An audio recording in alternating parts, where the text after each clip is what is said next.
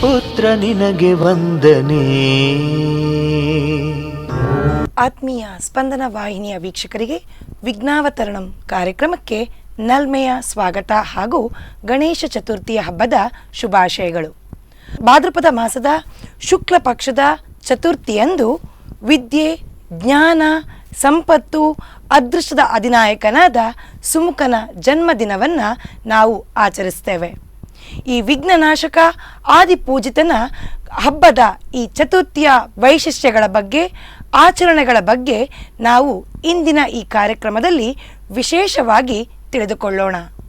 ನಮ್ಮ ಇಂದಿನ ಈ ಕಾರ್ಯಕ್ರಮದಲ್ಲಿ ನಮ್ಮೊಂದಿಗಿದ್ದಾರೆ ವಿದ್ವಾನ್ ಪ್ರವೀಣ್ ತಂತ್ರಿ ಮಟ್ಟು. ಇವರು ಶ್ರೀಯುತರು ಜ್ಯೋತಿರ್ವಿದ್ವಾನ್ ಕೂಡ ಹೌದು. ಇವರನ್ನು ಈ ಕಾರ್ಯಕ್ರಮಕ್ಕೆ ಆತ್ಮೀಯವಾಗಿ ಸ್ವಾಗತಿಸ್ತಾ ಇದ್ದೇವೆ. ನಮಸ್ಕಾರ. ಇವರು ಇಂದು ನಮ್ಮ ಈ ಕಾರ್ಯಕ್ರಮದಲ್ಲಿ ಗಣೇಶ ಚತುರ್ಥಿಯ ಹಬ್ಬದ ಮಹತ್ವ, ಪೌರಾಣಿಕ ಹಿನ್ನೆಲೆ ಹಾಗೆ ವೈಶಿಷ್ಟ್ಯತೆಗಳ ಬಗ್ಗೆ ನಮ್ಮಲ್ಲಿ ಮಾತನಾಡ್ತಾರೆ. ಆಚಾರ್ಯರೇ, ಈ ವೈಶಿಷ್ಟ್ಯತೆಯ ಬಗ್ಗೆ ನಮ್ಮ ಪ್ರೀತಿಯ ವೀಕ್ಷಕರಿಗೆ ತಾವು ತಿಳಿಸಿಕೊಡಬೇಕಾಗಿ ಕೇಳಿಕೊಳ್ತಾ ಇದ್ದೇನೆ. ಭಾರತೀಯ ಸಂಸ್ಕೃತಿಯಲ್ಲಿ ಎಲ್ಲ ಮಾಸಗಳಲ್ಲೂ ಕೂಡ ವಿವಿಧವಾದ ಹಬ್ಬಗಳು ಆಚರಿಸಲ್ಪಡ್ತವೆ. ಅಂತಹ ಹಬ್ಬಗಳು, ಆ ಹಬ್ಬಗಳ ಮಹತ್ವ ಏನು? ಆ ಹಬ್ಬಗಳ ಆಚರಣೆ ಯಾಕಿರಬೇಕು? ಶುಕ್ಲಾಂಬರಧರಂ ವಿಷ್ಣುಂ ಶಶಿವರ್ಣಂ ಚತುರ್ಭುಜಂ ಪ್ರಸನ್ನವದನಂ ಧ್ಯಾಯೇತ್ ಸರ್ವವಿಘ್ನೋಪಶಾಂತೆ. ಎಲ್ಲ ಆತ್ಮೀಯ ವೀಕ್ಷಕರಿಗೆ ನಮಸ್ಕಾರಗಳು. ಅದೇ ರೀತಿಯಲ್ಲಿ ಗಣೇಶ ಚತುರ್ಥಿ ಹಬ್ಬದ ಶುಭಾಶಯಗಳನ್ನು ಹೇಳ್ತಾ, ನೀವು ಹೇಳಿದ ಈ ಪ್ರಶ್ನೆ ವಿಶೇಷವಾಗಿ ಏನು ಅಂತ ಹೇಳಿದರೆ, ಈ ಹಬ್ಬಗಳು ಅಂತ ಹೇಳಿದರೆ ಕೇವಲ ದೇವತಾರಾಧನೆ ಅಂತ ಅಲ್ಲ ವ್ಯವಸ್ಥೆ. ಹಬ್ಬಗಳಲ್ಲಿ ವ್ಯಕ್ತಿಗತವಾಗಿ ಆಚರಣೆ ಮಾಡುವ ಹಬ್ಬಗಳು ಇರ್ತದೆ. ಉದಾಹರಣೆಗೆ ಜನ್ಮದಿನ, ವಿವಾಹ ಆದ ದಿವಸ ಅದನ್ನು ವ್ಯಕ್ತಿಗತವಾಗಿ ಆರಾಧನೆ ಮಾಡ್ತೇವೆ. ಅದೇ ರೀತಿಯಲ್ಲಿ ರಾಷ್ಟ್ರೀಯ ಹಬ್ಬಗಳು ಅಂತ ಹೇಳಿ ಸ್ವತಂತ್ರ ದಿವಸ ಅಥವಾ ಇನ್ನು ಗಣರಾಜ್ಯೋತ್ಸವ, ಹೀಗೆ ರಾಷ್ಟ್ರೀಯ ಹಬ್ಬಗಳು, ಅದರದ್ದೊಂದು ಬೇರೆ ವ್ಯವಸ್ಥೆ ಇದೆ. ಇನ್ನು ಧಾರ್ಮಿಕ ಹಬ್ಬಗಳ ಆಚರಣೆ ನಮ್ಮ ಹಿಂದೂ ಸಂಪ್ರದಾಯದಲ್ಲಂತೂ ಬೇರೆ ಸಂಪ್ರದಾಯಗಳಿಗಿಂತಲೂ ವಿಶಿಷ್ಟವಾಗಿ, ಅದೇ ರೀತಿಯಲ್ಲಿ ಒಂದೆರಡಲ್ಲ ತುಂಬ ಹಬ್ಬಗಳನ್ನು ನಾವು ಆಚರಣೆ ಮಾಡ್ತೇವೆ. ಅದರಲ್ಲಿ ಹಬ್ಬಗಳು ಯಾಕೆ ಮಾಡಬೇಕು ಅಂತ ಹೇಳುವಂಥದ್ದು ಮುಖ್ಯವಾಗಿ ನಾವು ತಿಳ್ಕೊಳ್ಬೇಕಾದ ವಿಷಯ. ಈ ಹಬ್ಬಗಳು ಅಂದರೆ, ಈ ಜಗತ್ತನ್ನು ದೇವರು ಸೃಷ್ಟಿ ಮಾಡುವಾಗ ಒಂದು ವ್ಯವಸ್ಥಿತವಾಗಿ ಸೃಷ್ಟಿ ಮಾಡಿದೆ. ಅದರ ಸೃಷ್ಟಿಯ ಒಂದು ಕ್ರಮ ನೋಡಿದರೆ ಬಹುಚಿತ್ರ ಜಗತ್ ಬಹುಧಾಕರಣಾತ್ ಪರಶಕ್ತಿರ್ ಅನಂತ ಗುಣ ಪರಮಃ ಅಂತ ಒಂದೊಂದು ಸೃಷ್ಟಿಯನ್ನು ನೋಡುವಾಗಲೂ ಕೂಡ ಅದರಲ್ಲಿ ಅದ್ಭುತಗಳನ್ನೇ ಸೃಷ್ಟಿ ಮಾಡಿದೆ ದೇವರು. ಮಾತ್ರ ಅಲ್ಲ, ಅದು ವ್ಯವಸ್ಥಿತವಾಗಿ ಉಂಟು. ಈಗ ನೋಡಿ, ಆಕಾಶದಿಂದ ವಾಯು, ಆಮೇಲೆ ಅಗ್ನಿ, ನೀರು, ಭೂಮಿಯಲ್ಲಿ ಹಾಗೆ ಗಿಡಮರಗಳು, ಆಮೇಲೆ ಸೂರ್ಯ ಚಂದ್ರರು, ಎಲ್ಲಿ ಯಾರ್ಯಾರು ಇರಬೇಕೋ ಅದೇ ರೀತಿಯಲ್ಲಿ ಸೃಷ್ಟಿ ಮಾಡಿ, ಆಮೇಲೆ ನದಿಗಳು, ಮಳೆ ಬಂದ ಕೂಡಲೇ ಗುಡ್ಡ ಬೆಟ್ಟಕ್ಕೆ ನೀರು ಬೀಳುತ್ತದೆ, ನದಿಗಳ ಮುಖಾಂತರ ಸಮುದ್ರಕ್ಕೆ ಹೋಗಿ ಸೇರ್ತದೆ. ಇದನ್ನೆಲ್ಲ ಸೃಷ್ಟಿ ಮಾಡಿ ಕೊನೆಯ ಸೃಷ್ಟಿ, ದೇವರ ಸೃಷ್ಟಿಯಲ್ಲಿ ಮನುಷ್ಯನ ಸೃಷ್ಟಿ, ಇದನ್ನೆಲ್ಲ ಅನುಭವಿಸಲಿಕ್ಕೆ ಮನುಷ್ಯನ ಸೃಷ್ಟಿ ಮಾಡಿದೆ. ಹಾಗಿರುವಾಗ ಇಷ್ಟು ದೊಡ್ಡ ಸೃಷ್ಟಿ ಮಾಡಿ ನಮಗೋಸ್ಕರ ಕೊಟ್ಟ ದೇವರನ್ನು ನಾವು ಅನುಸ್ಮರಣೆ ಮಾಡದೇ ಇದ್ದರೆ ನಾವು ಕೃತಜ್ಞರು ಅಂತ ಆಗ್ತೇವೆ. ಅದಕ್ಕೋಸ್ಕರ ಆರಾಧನೆ ಅಂತ ಹೇಳಿದರೆ ಯಾವ ರೀತಿ ಅಂತ ಕೇಳಿದರೆ, ಯಾವ ರೀತಿಯಲ್ಲಿಯೂ ಮಾಡ್ಬೋದು. ಪ್ರಕೃತಿಯನ್ನು ಆರಾಧನೆ ಮಾಡ್ಬೋದು, ಅಥವಾ ಮಂತ್ರಪೂರ್ವಕವಾಗಿ ಯಜ್ಞ ಯಾಗಾದಿಗಳನ್ನು ಮಾಡ್ಬೋದು. ಹಬ್ಬಗಳು ಕೂಡ ಅದರಲ್ಲಿ ಒಂದು ಅಂಗ ಅಂತ ನನ್ನ ಅಭಿಪ್ರಾಯ. ಯಾಕೆ ಅಂತ ಹೇಳಿದರೆ, ಈ ಕೃಷ್ಣ ಹೇಳ್ತಾನೆ, ದೇವಾನ್ ಭಾವಯತಾನೇನ ತೇ ದೇವಾ ಭಾವಯಂತು ವಹ ಪರಸ್ಪರಂ ಭಾವಯಂತಹ ಶ್ರೇಯಃ ಪರಮವಾಪ್ಸ್ಯಥ ಅಂತ. ನಾವು ದೇವರನ್ನು ಆರಾಧನೆ ಮಾಡಬೇಕು, ದೇವತೆಗಳನ್ನು ಆರಾಧನೆ ಮಾಡಬೇಕು. ದೇವತೆಗಳು ನಮಗೆ ಅನುಗ್ರಹ ಮಾಡಿ ನಮ್ಮ ಅಭೀಷ್ಟಗಳನ್ನು ಸಿದ್ಧಿ ಮಾಡಿಕೊಡತಕ್ಕಂಥ ಒಂದು ವ್ಯವಸ್ಥೆ. ಭೂಮಿಗೆ ಮತ್ತು ಸ್ವರ್ಗಕ್ಕಿರೋ ಒಂದು ಸಂಬಂಧ, ದೇವತೆಗಳಿರುವ ಲೋಕಕ್ಕೂ ನಮ್ಮ ಲೋಕಕ್ಕಿರುವಂತಹ ಒಂದು ಸಂಬಂಧ. ಇನ್ನು ಹಾಗೆ ಮಾಡದೇ ಹೋದರೆ ಏನಾದೀತು ಅಂತ ಕೇಳಿದರೆ, ಅದು ಮುಂದಿನ ಶ್ಲೋಕದಲ್ಲಿ ಹೇಳ್ತಾನೆ, ಇಷ್ಟಾನ್ ಭೋಗಾನ್ ಹಿವೋ ದೇವಾಹ ದಾಸ್ಯಂತೆ ಯಜ್ಞಭಾವಿತಾಹ ತೈರ್ದತ್ತಾನ ಪ್ರದಾಯಿಭ್ಯೋ ಯೋ ಭುಂಕ್ತೆ ಸ್ಥೇನ ಏವ ಸಹ ಅಂತ. ಅವನ ಅಷ್ಟು ಕೊಟ್ಟ ನಾವು ಅವನ ಹತ್ರ ಕೇಳದೆ ಈ ಇಡೀ ಪ್ರಕೃತಿಯನ್ನು ನಮ್ಮ ಜೀವನಕ್ಕೋಸ್ಕರ ಉಪಯೋಗ ಮಾಡಿದೆವು ಅಂತಾದರೆ ನಾವು ಕಳ್ಳರಾಗ್ತೇವೆ ಅಂತ ಹೇಳಿದರೆ, ಅವನ ವಸ್ತುಗಳನ್ನು ನಾವು ಅವನ ಒಪ್ಪಿಗೆ ಇಲ್ಲದೆ ನಾವು ಉಪಯೋಗ ಮಾಡುವಾಗ ನಾವು ಕಳ್ಳರಾಗ್ತೇವೆ. ಅದಕ್ಕೋಸ್ಕರ ದೇವತಾ ಆರಾಧನೆಯನ್ನು ಬೇರೆ ಬೇರೆ ರೀತಿಯಲ್ಲಿ ಮಾಡ್ತಾರೆ. ಅದರಲ್ಲಿ ಹಬ್ಬಗಳು ಕೂಡ ವಿಶೇಷವಾಗಿ ಒಂದೊಂದು ದೇವತೆಗಳಿಗೆ ಸಂಬಂಧಪಟ್ಟ ವಿಶೇಷ ದಿನವನ್ನು ನಾವು ಏನು ಆಚರಣೆ ಮಾಡ್ತೇವೆ ಅದನ್ನೇ ಹಬ್ಬಗಳು ಅಂತ ಹೇಳ್ಬೋದು. ಬೇರೆ ಬೇರೆ ಹಬ್ಬಗಳು ಉಂಟು ಅದರಲ್ಲಿ. ಮತ್ತು ಅದರಿಂದ ಈ ಹಬ್ಬಕ್ಕೆ ಅದರದ್ದೇ ಆದಂತಹ ಒಂದು ಪ್ರಾಧಾನ್ಯತೆ ಉಂಟು. ಹಬ್ಬಗಳನ್ನು ನಾವು ಆಚರಣೆ ಮಾಡಲೇಬೇಕಾದಂಥ ಒಂದು ಪ್ರಸಂಗ ಉಂಟು. ಮಾತ್ರ ಅಲ್ಲ, ಈ ಹಬ್ಬಗಳಿಂದ ನೋಡಿ ನಮಗೆ ಸಂತೋಷ, ದೇವತೆಗಳಿಗೂ ಸಂತೋಷ, ಮನೆಯಲ್ಲಿ ಮಕ್ಕಳು ಅಥವಾ ಬೇರೆ ನಮ್ಮ ಸಂಬಂಧಿಕರೆಲ್ಲ ಇರ್ತಾರೆ, ಅವರೊಟ್ಟಿಗೆ ಸೇರಿ ಹಬ್ಬವನ್ನು ಆಚರಣೆ ಮಾಡುವಾಗ ಒಂದು ಸಂತೋಷವೇ ಬೇರೆ. ನಮ್ಮ ಜೀವನದಲ್ಲಿ ಸಂತೋಷವನ್ನು ಅನುಭವಿಸುವ ಕ್ಷಣಗಳೇ ತುಂಬ ಕಮ್ಮಿ. ಕಷ್ಟಪಟ್ಟು ಸಂಪಾದನೆ ಮಾಡ್ತೇವೆ, ಅದನ್ನು ಸಂತೋಷ ಬಿಡುವಂಥ ಒಂದು ಸಂದರ್ಭ ಯಾವುದು ಕೇಳಿದರೆ ಇಂತಹ ಹಬ್ಬಗಳ ಆಚರಣೆ ಇರೋದರಿಂದ ನಮಗೆ ಸಂತೋಷದಿಂದ ಸ್ವಲ್ಪ ಕಾಲ ಆದರೂ ನಮ್ಮ ಜೀವನದಲ್ಲಿ ಕಳೀಲಿಕ್ಕೆ ಆಗ್ತದೆ. ಈ ಎಲ್ಲ ವ್ಯವಸ್ಥೆಗಳು ಉಂಟು. ಮಾತ್ರ ಅಲ್ಲ, ಈ ಹಬ್ಬ ಬಂತು ಅಂತ ಹೇಳಿ ಆದರೆ ನಾವು ಸಂಪಾದನೆ ಮಾಡಿದ ಏನು ಸಂಪತ್ತುಂಟು ಅದನ್ನು ಸಮಾಜದಲ್ಲಿ ಒಂದು ವಿನಿಯೋಗ ಮಾಡಲಿಕ್ಕೆ ಇರತಕ್ಕಂಥ ಒಂದು ವ್ಯವಸ್ಥೆಗಾಗಿ, ಹೂ ಮಾರುವವನು ಹೂ ಮಾರಿಕೊಂಡೇ ಬದುಕ್ತಾನೆ, ಅವನಿಗೆ ಒಂದು ಜೀವನ ಆಯಿತು. ಇನ್ನು ಹಣ್ಣು ತರಕಾರಿ ಮಾಡುವವನಿರ್ತಾರೆ, ಅವರಿಗೆ ಅವರದ್ದೇ ಒಂದು ಜೀವನ. ಹೀಗೆ ಮನುಷ್ಯ ಸಂಪಾದನೆ ಮಾಡಿದ ಹಣ 10 ಜನರಿಗೆ ಹಂಚಿ ಹೋಗಿ ಅವರಿಗೂ ಜೀವನ ಮಾಡಲಿಕ್ಕೆ ಇರತಕ್ಕಂಥ ಒಂದು ವ್ಯವಸ್ಥೆ ಸಾಮಾಜಿಕವಾಗಿ ನೋಡಿದರೂ ಕೂಡ ಹಬ್ಬಗಳ ಮಹತ್ವ ನಮಗೆ ತಿಳಿಯುತ್ತದೆ ಅಂತ ಅರ್ಥ. ಅಂದರೆ ಸೃಷ್ಟಿಗೆ ಕೃತಜ್ಞತೆಯನ್ನು ಸಲ್ಲಿಸಲಿಕ್ಕಾಗಿ ನಾವು ಈ ಹಬ್ಬಗಳ ಆಚರಣೆಯನ್ನು ಮಾಡ್ತೇವೆ. ಖಂಡಿತ. ಇನ್ನು ನಾವು ಭಾದ್ರಪದ ಮಾಸವನ್ನು ತೆಗೆದುಕೊಂಡ್ರೆ, ಈ ಭಾದ್ರಪದ ಮಾಸದಲ್ಲಿ ಶುಕ್ಲ ಪಕ್ಷದ ಚತುರ್ಥಿಯನ್ನ ಒಂದು ಗಣೇಶ ಚತುರ್ಥಿ ಎನ್ನುವ ಹೆಸರಲ್ಲಿ ಅದು ಆಚರಿಸಲ್ಪಡ್ತದೆ. ಈ ಗಣೇಶ ಚತುರ್ಥಿಯ ಆಚರಣೆಯ ಮಹತ್ವವೇನು? ಎಲ್ಲ ಹಬ್ಬಗಳದ್ರೂ ಅದರದ್ದರ ಪ್ರತ್ಯೇಕ ಮಹತ್ವಗಳುಂಟು. ಗಣೇಶ ಚತುರ್ಥಿ ಅಂತೂ ತುಂಬ ಮಹತ್ವ ಕೊಟ್ಟು ಆರಾಧನೆ ಮಾಡಬೇಕಾದ್ದು. ಯಾಕೆಂದರೆ ನಾವು ಗಣಪತಿ ಎಲ್ರಿಗೂ ಬೇಕಾದ ಒಂದು ದೇವತೆ. ಸರ್ವ ವಿಘ್ನಚ್ಛಿದೇ ತಸ್ಮೇ ಗಣಾಧಿಪತಯೇ ನಮಃ ಅಂತ ಎಲ್ಲ ವಿಘ್ನಗಳನ್ನು ಪರಿಹಾರ ಮಾಡಿ ನಾವು ಆರಂಭ ಮಾಡಿದ ಕೆಲಸ, ಮುಂದೆ ಆರಂಭ ಮಾಡಬೇಕಾದ ಕೆಲಸ, ಅದನ್ನೆಲ್ಲ ಸುಸೂತ್ರವಾಗಿ ಮಾಡುವ ಒಂದು ದೇವತೆ ಗಣಪತಿ ಅಂತ ಅರ್ಥ. ಯಾವುದೇ ಕೆಲಸದಲ್ಲಿ ಬರುವ ವಿಘ್ನಗಳನ್ನು, ಮಾತ್ರ ಅಲ್ಲ, ಕಲಿಯುಗದಲ್ಲಿ ಶ್ರೇಯಾಂಸಿ ಬಹುವಿಘ್ನಾನಿ ಸಂಭವಂತಿ ಕಲೋಯುಗೆ ತದ್ವಿಘ್ನ ಪರಿಹಾರಾರ್ಥಂ ಪೂಜನೀಯೋ ಗಣಾಧಿಪ ಅಂತ. ಒಳ್ಳೆ ಕೆಲಸಕ್ಕೆ ಹೋಗುವಾಗ ಧಾರಾಳ ವಿಘ್ನಗಳು ಬರ್ತದೆ. ಆ ವಿಘ್ನಗಳನ್ನು ಪರಿಹಾರ ಮಾಡುವ ದೇವತೆ ಗಣಪತಿ. ಆದ್ದರಿಂದ ಗಣಪತಿಯನ್ನು ನಾವು ವಿಶೇಷವಾಗಿ ಆರಾಧನೆ ಕಲಿಯುಗದಲ್ಲಿ ಮಾಡಬೇಕು. ಇನ್ನು ಮಂತ್ರಗಳು ಅಷ್ಟೇ. ಈ ಕೃತಯುಗದಲ್ಲಿ ಆಗುವ ಶೈವ ಮಂತ್ರಗಳು, ತ್ರೇತಾಯುಗದಲ್ಲಿ ಆಗುವಾಗ ಶಾಕ್ತೇಯ ಮಂತ್ರಗಳು. ಶೈವ ಮಂತ್ರೋ ಕೃತಾರ್ಥೇಸ್ಮಿನ್ ಕೃತೇ ನ್ಯಸ್ಮಿನ್ ಶಾಕ್ತೇಯೋ ವೈಷ್ಣವ ಪರೇ ಕಲೋ ವಿಘ್ನೇಶ್ವರೋ ಮಂತ್ರ ವಿಶೇಷೇಣ ಅಷ್ಟಸಿದ್ಧಿದ ಅಂತ. ಕಲಿಯುಗದಲ್ಲಿ ಗಣಪತಿಯ ಮಂತ್ರ ವಿಶೇಷವಾಗಿ ನಮಗೆ ಬೇಗ ಫಲವನ್ನು ಕೊಡುವಂತಹ ಮಂತ್ರ. ಆದ್ದರಿಂದ ಗಣಪತಿಯ ಆರಾಧನೆಯನ್ನು ಯಾವಾಗ ಮಾಡಬೇಕು ಅಂತ ಅದರಲ್ಲಿ ಶಾಸ್ತ್ರದಲ್ಲಿ ಹೇಳುವಾಗ ಶ್ರಾವಣ ಮತ್ತು ಭಾದ್ರಪದ ಮಾಸಗಳು ಗಣಪತಿಗೆ ಆರಾಧನೆಗೆ ವಿಶೇಷ ಅಂತ. ಅದರಲ್ಲಿ ಶ್ರಾವಣ ಮಾಸದಲ್ಲಿ ಹೇಳಿದ ಹಾಗೆ ಸಂಕಷ್ಟ ಚತುರ್ಥಿ ವ್ರತ ಕೃಷ್ಣ ಪಕ್ಷದಲ್ಲಿ, ಶುಕ್ಲ ಪಕ್ಷದಲ್ಲಿ ದುರ್ಗಾ ವಿನಾಯಕ ವ್ರತ, ಭಾದ್ರಪದ ಶುಕ್ಲ ಚೌತಿ ಅಂದು ನಾವು ವಿಶೇಷವಾಗಿ ಚತುರ್ಥಿ, ಗಣೇಶ ಚತುರ್ಥಿ ಅಂತ ಆರಾಧನೆ ಮಾಡ್ತೇವೆ. ಕೇವಲ ಒಂದು ವ್ಯಕ್ತಿಗತವಾಗಿ ವಿದ್ಯೆ ಸಿದ್ಧಿ ಆಗಬೇಕು, ಜ್ಞಾನ ಸಿದ್ಧಿ ಆಗಬೇಕು ಅಂತ ಮಾತ್ರ ಗಣಪತಿ ಆರಾಧನೆ ಅಲ್ಲ, ದೇಶದ ಹಿತಕ್ಕೋಸ್ಕರವೂ ಕೂಡ ದೇವತಾ ಆರಾಧನೆಯನ್ನು ಮಾಡಬೇಕು ಅಂತ ಶಾಸ್ತ್ರ ಹೇಳ್ತದೆ. ಯಾಕೆ ಹೇಳಿದರೆ ಕೃಷ್ಣ ಭಗವದ್ಗೀತೆಯಲ್ಲಿ ಹೇಳುವಾಗ ಅನ್ನದ್ಭವಂತಿ ಭೂತಾನಿ ಪರ್ಜನ್ಯಾದನ್ನ ಸಂಭವ ಯಜ್ಞಾದ್ಭವತಿ ಪರ್ಜನ್ಯ ಯಜ್ಞ ಕರ್ಮ ಸಮುದ್ಭವ ಅಂತ ಹೇಳಿದ್ದಾರೆ. ನಮಗೆ ಅನ್ನ, ಕೃಷಿ, ಧಾನ್ಯಗಳು ಸರಿಯಾಗಿ ಬೆಳೆಯಬೇಕು ಅಂಥೇಳಿ ಆದರೆ ಮಳೆ ಬರಬೇಕು ಅಂಥೇಳಿ ಆದರೆ ವರುಣನ ಅನುಗ್ರಹ ಆಗಬೇಕು. ಅದಕ್ಕೋಸ್ಕರ ದೇವತೆಗಳ ಯಜ್ಞವನ್ನು ಮಾಡಬೇಕು ಅಂತ. ಅದೇ ರೀತಿಯಲ್ಲಿ ವಿಶೇಷವಾಗಿ ಗಣಪತಿಯನ್ನು ತಗೊಳ್ಳುವಾಗ, ಗಣಪತಿಯ ವಿಷಯಕ್ಕೆ ನಾವು ಬರುವಾಗ, ನಮಗೆ ಸ್ವಾತಂತ್ರ್ಯ ಪೂರ್ವದಲ್ಲಿ ತಿಲಕರು ಜನಗಳನ್ನು ಒಟ್ಟು ಮಾಡಬೇಕು ಅಂತ ಹೇಳೋ ಉದ್ದೇಶದಿಂದಲೂ, ಅದೇ ರೀತಿಯಲ್ಲಿ ನಮಗೆ ಸ್ವಾತಂತ್ರ್ಯ ಸಿಗಲಿಕ್ಕೆ ಇರತಕ್ಕಂಥ ಅಡೆತಡೆಗಳು, ವಿಘ್ನಗಳು ಏನಿದ್ದರೂ ಕೂಡ ಅದು ಪರಿಹಾರ ಆಗಬೇಕು ಅಂತಲೂ ಗಣಪತಿಯನ್ನು ವಿಶೇಷವಾಗಿ ಆಚರಣೆಗೆ ತಂದರು. ಆದ್ದರಿಂದ ಒಂದು ಲೆಕ್ಕದಲ್ಲಿ ನೋಡಿದರೆ ರಾಷ್ಟ್ರೀಯ ಹಬ್ಬದ ರೀತಿಯಲ್ಲಿ ಇವತ್ತು ಮಹಾರಾಷ್ಟ್ರ ಆ ಭಾಗದಲ್ಲಿ, ಇತ್ತೀಚೆಗೆ ನಮ್ಮ ಕರ್ನಾಟಕ ಎಲ್ಲ ಕಡೆಯಲ್ಲಿಯೂ ಕೂಡ ಗಣಪತಿ ಆರಾಧನೆ ಒಂದು ವ್ಯವಸ್ಥೆ ಬಂದಿದೆ. ಅದಕ್ಕೆ ಕೇವಲ ಕಾಕತಾಳೀಯ ಅಂತಲ್ಲ, ಅವರೊಂದು ಮಾಡಿದ್ರು ಅದರಿಂದ ನಮಗೆ ಸ್ವಾತಂತ್ರ್ಯ ಸಿಗಲಿಕ್ಕಿದ್ದ ತಡೆ ನಿವೃತ್ತಿ ಆಯಿತು ಅಂತಲ್ಲ. ನಮಗೆ ಸ್ವಾತಂತ್ರ್ಯ ಸಿಕ್ಕಿದ ದಿನವೂ ಅಷ್ಟೇ 1947 ಆಗಸ್ಟ್ 15 ಅವತ್ತು ನಮಗೆ ಸ್ವಾತಂತ್ರ್ಯ ಶ್ರಾವಣ ಮಾಸದಲ್ಲಿ. ಯಾಕೆ ಶ್ರಾವಣ ಮಾಸದಲ್ಲಿ ವಿಶೇಷವಾಗಿ ಗಣಪತಿಯನ್ನು ಆರಾಧನೆ ಮಾಡುವ ದಿವಸ ಒಂದು. ಇನ್ನೊಂದು ಆವತ್ತು ಪಂಚಾಂಗ ಅಂತ, ಪಂಚಾಂಗದಲ್ಲಿ ತಿಥಿ, ವಾರ, ನಕ್ಷತ್ರ, ಯೋಗ, ಕರಣಗಳು ಬರ್ತದೆ. ಅದರಲ್ಲಿ ಆವತ್ತು 47 ಆಗಸ್ಟ್ 15 ರಾತ್ರಿ 14 ರಾತ್ರಿ 12 ಗಂಟೆಗೆ ನೀವು ನೋಡಿದರೆ, ಪಂಚಾಂಗ ನೋಡಿದರೆ ಸಿದ್ಧಿನಾಮ ನಿತ್ಯೋಗ ಅಂತ ಉಂಟು. ಸಿದ್ಧಿ ಅಂದರೆ ಸಿದ್ಧಿ ವಿನಾಯಕನದ್ದೇ ದಿವಸ ಅಂತ. ಆದ್ದರಿಂದ ನಮಗೆ ಕಾರ್ಯ ಸಿದ್ಧಿ ಆದ್ದು ಕಾರ್ಯಮ್ಮೇ ಸಿದ್ಧಿಮಾಯಾತು ಪ್ರಸನ್ನೇತ್ವ ಈ ಧಾತರಿ ಅಂತ.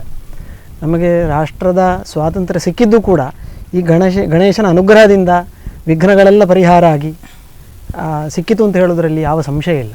ಮಾತ್ರ ಅಲ್ಲ, ಈ ರಾಷ್ಟ್ರಕ್ಕೆ ಬರುವ ತೊಂದರೆಗಳಲ್ಲಿ ಈತಿ ಬಾಧೆಗಳು ಅಂತ ಹೇಳ್ತಾರೆ. ಇಲಿ ಅಂತ ಏನು ಗಣಪತಿಯ ವಾಹನ ಉಂಟು, ಅದು ಈತಿ ಬಾಧೆಯ ಸಂಕೇತ. ಈತಿ ಬಾಧೆಗಳು ಅಂತ ಹೇಳಿದರೆ ಅತಿವೃಷ್ಟಿರನಾವೃಷ್ಟಿ, ಶಲಭ ಮೂಷಿಕ ಖಗಃ, ಪ್ರತ್ಯಾಸನ್ನಶ್ಚ ರಾಜಾನಃ, ಷಡೈತೆ ಈತಯ ಸ್ಮೃತಃ ಅಂತ. ಇದು ರಾಷ್ಟ್ರಕ್ಕೆ ಬರುವ ಆಪತ್ತುಗಳು ಅಂತ. ಅತಿವೃಷ್ಟಿ, ಮಳೆ ಜಾಸ್ತಿ ಆಗಿ ಬರುವ ತೊಂದರೆಗಳು.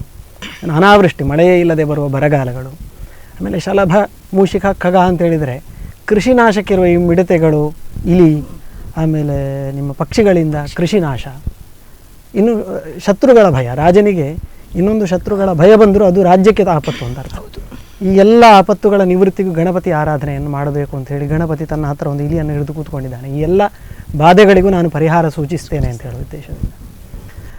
ಹಾಗೆ ನಮಗೆ ಸ್ವಾತಂತ್ರ್ಯ ಸಿಕ್ಕಿದ ದಿವಸದಿಂದ ಆರಂಭಿಸಿ ಮಾತ್ರ ಅಲ್ಲ, ನಮ್ಮ ರಾಷ್ಟ್ರಗೀತೆ ಏನುಂಟು ಅದರಲ್ಲೂ ಗಣಪತಿ ಇದ್ದಾನೆ. ಜನಗಣಮನ ಅಧಿನಾಯಕ ಜಯ ಅಂತ ಹೇಳಿ ಅಲ್ಲಿಯೂ ಕೂಡ ಗಣಪತಿಗೊಂದು ಸ್ಥಾನ ಉಂಟು ಅಂತ ಹೇಳಿದರೂ ತಪ್ಪಾಗಲಿಕ್ಕಿಲ್ಲ. ಜನಗಳ ಮನಸ್ಸಿನಲ್ಲಿರುವ ಅಧಿನಾಯಕನಾದ ಗಣಪತಿಗೆ ನಮಸ್ಕಾರ. ಇನ್ನು ಮೊನ್ನೆ ಕಾಶ್ಮೀರದ 370ನೇ ವಿಧಿ ತೆಗೆದುಹಾಕಿದ್ರು. ಆವತ್ತೂ ಕೂಡ ಶ್ರಾವಣ ಮಾಸ ಚತುರ್ಥಿಯ ದಿವಸ ತೀರ್ಮಾನ ತಗೊಂಡ್ರು ಮಾನ್ಯ ಪ್ರಧಾನಮಂತ್ರಿಯವರು. ಪಂಚಮಿ ದಿವಸ ಆವತ್ತಿನ ಯೋಗವೂ ಕೂಡ ಸಿದ್ಧಿನಾಮ ನಿತ್ಯ ಯೋಗ. ಹೀಗೆ ಗಣಪತಿ ನಮಗೆ ರಾಷ್ಟ್ರೀಯ ಒಂದು ಭಾವೈಕ್ಯದ ದೃಷ್ಟಿಯಲ್ಲಿ ನೋಡಿದರು, ವ್ಯಕ್ತಿಗತ ಭಾವೈಕ್ಯದ ದೃಷ್ಟಿಯಲ್ಲಿ ನೋಡಿದರೂ ಕೂಡ ಗಣೇಶ ಚತುರ್ಥಿಗೆ ವಿಶೇಷವಾದಂತಹ ಪ್ರಾಧಾನ್ಯತೆ ಉಂಟು ಅಂತ ಹೇಳ್ಬೋದು. ಇನ್ನು ಈ ಭಾರತೀಯ ಸಂಸ್ಕೃತಿಯಲ್ಲಿ ಪ್ರತಿಯೊಂದು ಆಚರಣೆಗೆ ಕೂಡ ಅದರದ್ದೇ ಆದ ಒಂದು ಮಹತ್ವವಿದೆ. ಮತ್ತು ಆ ಆಚರಣೆಗೆ ನಾವೀಗ ವೇದ ಪುರಾಣ ಉಪನಿಷತ್ತು, ವೇದೋಪನಿಷತ್ತು ಪುರಾಣಗಳಲ್ಲಿ ಕೂಡ ಅದಕ್ಕೆ ಅದರದೇ ಆದ ಒಂದು ಹಿನ್ನೆಲೆ ಇದೆ.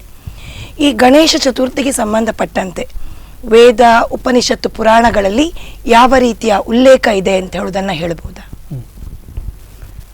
ಈ ವೇದಗಳು ಅಂತ ಹೇಳಿದರೆ ಅಪೌರುಷಯ ಅಂತ, ಹೇಗೆ ದೇವರು ಅನಾದಿ ನಿತ್ಯನೋ ಅದೇ ರೀತಿಯಲ್ಲಿ ದೇವರ ಬಗ್ಗೆ ಹೇಳತಕ್ಕಂತಹ ವೇದಗಳು ಕೂಡ ಜ್ಞಾನರಾಶಿ ಅಂತ ಅರ್ಥ. ಅದು ಅನಾದಿ ನಿತ್ಯ, ಅದು ಯಾರು ಸೃಷ್ಟಿ ಮಾಡಿದ್ದಲ್ಲ, ಋಷಿಗಳು ಅವರ ತಪಶಕ್ತಿಯಿಂದ ಕಂಡುಕೊಂಡಂಥದ್ದು.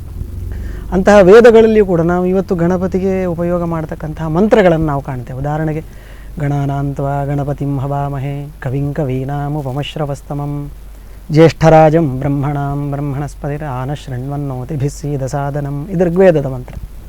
ಗಣಪತಿಯ ಪೂಜೆಗೆ ಈ ಮಂತ್ರ ಇಲ್ಲದೆ ಗಣಪತಿಯ ಪೂಜೆ ಆರಂಭ ಆಗುವುದಿಲ್ಲ, ಅಂತ್ಯ ಆಗುವುದಿಲ್ಲ. ಅಂದರೆ ಗಣಪತಿಯ ಪೂಜೆಗೆ ವಿಶೇಷವಾದಂಥ ಮಂತ್ರ ಅಂತ ಅರ್ಥ. ಇನ್ನೊಂದು ಮಂತ್ರ ಇದೇ ರೀತಿಯಲ್ಲಿ ನಿಶುಸೀದ ಗಣಪತೆ ಗಣೇಶುತ್ವಾಮಾಹುರ್ವಿಪ್ರಥಮಂ ಕವೀನಾಂ ನರತೆ ತ್ವತ್ಕ್ರಿಯತೆ ಕಿಂಚನಾರೇ ಮಹಾಮರ್ಕಂ ಮಘವನ್ ಚಿತ್ರಮರ್ಚ ಅಂತ ಇನ್ನೊಂದು ಮಂತ್ರ. ಇದು ಸುಮಾರು ಮಂತ್ರಗಳುಂಟು. ಅದರಲ್ಲಿ ಪ್ರಸಿದ್ಧವಾದ ಒಂದು 2-3 ಮಂತ್ರವನ್ನು ನಾನು ಉಲ್ಲೇಖ ಮಾಡ್ತೇನೆ. ಅದರಲ್ಲಿ ಮೊದಲನೇ ಮಂತ್ರ, ಅದರ ದೇವತೆ ಗಣಪತಿ ಅಲ್ಲ, ಬ್ರಹ್ಮಣಸ್ಪತಿ ಅಂತ. ಎರಡನೇ ಮಂತ್ರದ ದೇವತೆ ನಿಶುಸೀದ ಗಣಪತಿ ಅಂತ ಹೇಳುವ ಮಂತ್ರದ ದೇವತೆ ಇಂದ್ರ. ಇದು ನಾವು ಇವತ್ತು ಯಾವ ಗಣಪತಿಯನ್ನು ಪೂಜೆ ಮಾಡ್ತಾ ಇದ್ದೇವೆ, ಆನೆಯ ಮುಖದ, ಮೂಷಿಕ ವಾಹನನಾದ, ಲಂಬೋದರನಾದ, ಪಾಶ ಅಂಕುಶ ದಂತ, ಅದೇ ರೀತಿಯಲ್ಲಿ ಮೋದಕವನ್ನು ಹಿಡ್ಕೊಂಡ ಯಾವ ಗಣಪತಿಯನ್ನು ನಾವು ಇವತ್ತು ಪೂಜೆ ಮಾಡ್ತಾ ಇದ್ದೇವೆ ಆ ಗಣಪತಿಯ ಮಂತ್ರ ಅಲ್ಲ ಇದು. ಇದು ಸುರುವಿನದ್ದು ಮೊದಲನೇ ಮಂತ್ರ ಬ್ರಹ್ಮಣಸ್ಪತಿಯ ಮಂತ್ರ, ಎರಡನೇ ಮಂತ್ರ ಇಂದ್ರನ ಮಂತ್ರ. ಮೊದಲನೇ ಮಂತ್ರದಲ್ಲಿ ನೀನು ಜ್ಞಾನಿಗಳಿಗೆ ಜ್ಞಾನಿಯಾಗಿದ್ದಿ, ಎಲ್ಲ ದೇವತಾ ಸಮೂಹಕ್ಕೆ ಒಡೆಯನಾಗಿದ್ದಿ ಅಂತ ಬ್ರಹ್ಮಣನನ್ನು ಸ್ತೋತ್ರ ಮಾಡುವಂಥದ್ದು. ಎರಡನೆಯದ್ದು ಇಂದ್ರನದ್ದು, ನಿನ್ನನ್ನು ಬಿಟ್ಟು ಯಾವ ಕೆಲಸವೂ ಮಾಡಲಿಕ್ಕೆ ಆಗೋದಿಲ್ಲ ಅಂತ. ಆದರೆ ನಾವು ಇದನ್ನು ಇವತ್ತು ಗಣಪತಿಗೂ ಉಪಯೋಗ ಮಾಡ್ತಾ ಇದ್ದೇವೆ. ಯಾಕೆ ಉಪಯೋಗ ಮಾಡ್ತಾ ಇದ್ದೇವೆ ಅಂತ ಹೇಳಿದರೆ, ಮುಂದೆ ಯಾಜ್ಞವಲ್ಕ್ಯರು, ಬೋಧಾಯನಾಚಾರ್ಯರು ಅಂತ ಹೇಳಿ ಋಷಿ ಪರಂಪರೆಯಲ್ಲಿ ಬಂದ ವ್ಯಕ್ತಿಗಳು ಅವರು ನಮಗೊಂದು ಅವಕಾಶ ಮಾಡಿಕೊಟ್ಟಿದ್ದಾರೆ. ಒಂದು ಮಂತ್ರದಲ್ಲಿ ಒಂದು ದೇವತೆಯ ಹೆಸರಿದ್ದರೆ ಆ ಮಂತ್ರ ಆ ದೇವತೆಗೆ ಸಂಬಂಧ ಪಡೆದಿದ್ದರೂ ಕೂಡ ಅದನ್ನು ಆ ದೇವತೆಗೆ ಉಪಯೋಗ ಮಾಡಬಹುದು ಅಂತ. ಆದ್ದರಿಂದ ಗಣಪತಿಗೆ ನಾವು ಇದನ್ನು ಉಪಯೋಗ ಮಾಡ್ತಾ ಇದ್ದೇವೆ. ಅದಲ್ಲದೆ ನಾವು ಇವತ್ತು ಆರಾಧನೆ ಮಾಡುವ ಗಣಪತಿಯ ರೂಪವನ್ನು ನಮಗೆ ವೇದದಲ್ಲಿ ಸ್ಪಷ್ಟವಾಗಿ ಅದರ ಹಿನ್ನೆಲೆ ಗೋಚರ ಆಗೋದಿಲ್ಲ. ಇನ್ನು ಉಪನಿಷತ್ತುಗಳು ಅಂತ, ನಮ್ಮ ಭಾರತೀಯ ಸಂಸ್ಕೃತಿಯಲ್ಲಿ ಎಲ್ಲ ರೀತಿಯ ಆರಾಧಕರು ಇದ್ದರು. ಸೂರ್ಯನನ್ನೇ ಶ್ರೇಷ್ಠ ಸರ್ವೋತ್ತಮ ಅಂತ ಆರಾಧನೆ ಮಾಡುವ ಒಂದು ಕಾಲಘಟ್ಟ ಇತ್ತು. ಇನ್ನು ಶಾಕ್ತೇಯರು ದೇವಿಯೇ ಪ್ರಧಾನ ಅಂತ ಆರಾಧನೆ ಮಾಡುವವರಿದ್ದರು. ಅದೇ ರೀತಿಯಲ್ಲಿ ಸುಬ್ರಹ್ಮಣ್ಯ ಪ್ರಧಾನ ಅಂತ, ಈಶ್ವರ ಪ್ರಧಾನ ಅಂತ ಶೈವರು, ವಿಷ್ಣುವೇ ಸರ್ವೋತ್ತಮ ಅಂತ ವೈಷ್ಣವರು. ಹೀಗೆ ಒಂದೊಂದು ದೇವತೆಗಳಿಗೆ ಪ್ರಾಧಾನ್ಯತೆ ಕೊಟ್ಟು ಆರಾಧನೆ ಮಾಡತಕ್ಕಂಥ ಒಂದು ಕಾಲಘಟ್ಟ ಇತ್ತು. ಇದರಲ್ಲಿ ಗಾಣಪತ್ಯರು ಅಂತ ಗಣಪತಿಯನ್ನೇ ಸರ್ವಶ್ರೇಷ್ಠ ಅಂತ ಆರಾಧನೆ ಮಾಡುವ ಒಂದು ಕಾಲಘಟ್ಟ. ಅವರ ಕಾಲಘಟ್ಟದಲ್ಲಿದ್ದ ಕೆಲವು ಉಪನಿಷತ್ತುಗಳು ನಮಗೀಗ ಸಿಗ್ತದೆ. ಅದರಲ್ಲಿ ಒಂದು ಗಣಪತಿ ಪೂರ್ವ ತಾಪಿನ್ಯುಪನಿಷತ್ತು, ಗಣಪತಿ ಉತ್ತರ ತಾಪಿನ್ಯುಪನಿಷತ್ತು ಅಂತ 2 ಉಪನಿಷತ್ತುಗಳು, ಹೇರಂಭೋಪನಿಷತ್ತು. ಇನ್ನು ಅದಕ್ಕಿಂತ ನಾವು ಈಗ ಪ್ರಚಲಿತ ಕಾಲದಲ್ಲಿ ಪ್ರಸಿದ್ಧವಾಗಿ ಗಣಪತಿಯ ಆಚರಣೆಯನ್ನು ಮಾಡಲಿಕ್ಕೆ ಗಣಪತಿ ಅಥರ್ವಶೀರ್ಷೋಪನಿಷತ್ತು ಅಂತ. ಅದರಲ್ಲಿ ಗಣಪತಿಯ ಶ್ರೇಷ್ಠತೆ, ಇನ್ನು ಗಣಪತಿಯ ಮಂತ್ರದ ಉತ್ಪತ್ತಿ ಹೇಗಾಯಿತು, ಈ ಎಲ್ಲ ವಿಷಯಗಳು ಅದರಲ್ಲಿ ಬರ್ತದೆ. ಇನ್ನು ಗಣಪತಿಗೆ ಆರಾಧನೆ ಮಾಡಬೇಕು ಅಂತ ಹೇಳಿ ಆದರೆ ಬಾಹ್ಯ ಆರಾಧನೆ ಮತ್ತು ಆಭ್ಯಂತರ ಆರಾಧನೆ ಅಂತ. ಆಭ್ಯಂತರ ಆರಾಧನೆ ಅಂದರೆ ನನ್ನ ಮಟ್ಟಿಗೆ ನಾನು ಮಾಡುವ ಉಪಾಸನೆ, ಇನ್ನೊಬ್ಬರಿಗೆ ಉಪಾಸನೆ, ಅವರಿಗೆ ಒಳ್ಳೆಯದಾಗಬೇಕು ಅಂಥೇಳಿ ನಾನು ಮಾಡುವಂಥ ಆರಾಧನೆ.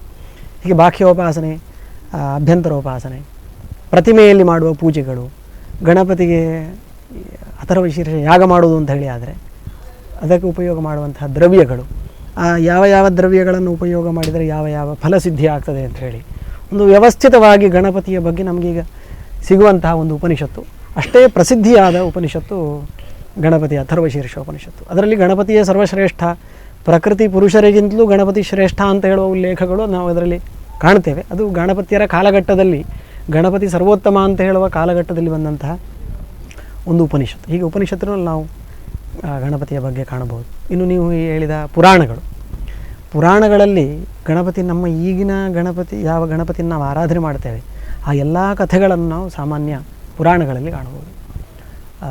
ಬ್ರಹ್ಮವೈವರ್ತ ಪುರಾಣ, ಸ್ಕಂದ ಪುರಾಣ, ಪದ್ಮಪುರಾಣ, ಅಗ್ನಿಪುರಾಣ, ಗರುಡ ಪುರಾಣ, ವಾಯುಪುರಾಣ, ಆಮೇಲೆ ಮುದ್ಗಲ ಪುರಾಣ ಅಂತ, ಗಣೇಶ ಪುರಾಣ, ಹೀಗೆ ಸುಮಾರು ಪುರಾಣಗಳಲ್ಲಿ, ತುಂಬ ಪುರಾಣಗಳಲ್ಲಿ, ಶಿವಪುರಾಣ, ಬ್ರಹ್ಮವೈವರ್ತ ಪುರಾಣ, ಹೀಗೆ ತುಂಬ ಪುರಾಣಗಳಲ್ಲಿ ಗಣಪತಿಗೆ ಸಂಬಂಧಪಟ್ಟ ಕಥೆಗಳಿವೆ.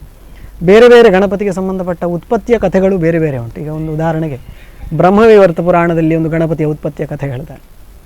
ಅದರಲ್ಲಿ ಪಾರ್ವತಿ ತಪಸ್ಸು ಮಾಡಿ ವಿಷ್ಣುವನ್ನು ಕುರಿತು ತಪಸ್ಸು ಮಾಡ್ತಾಳೆ, ನೀನೇ ನನಗೆ ಮಗ ಆಗಿ ಹುಟ್ಟಬೇಕು ಅಂತ.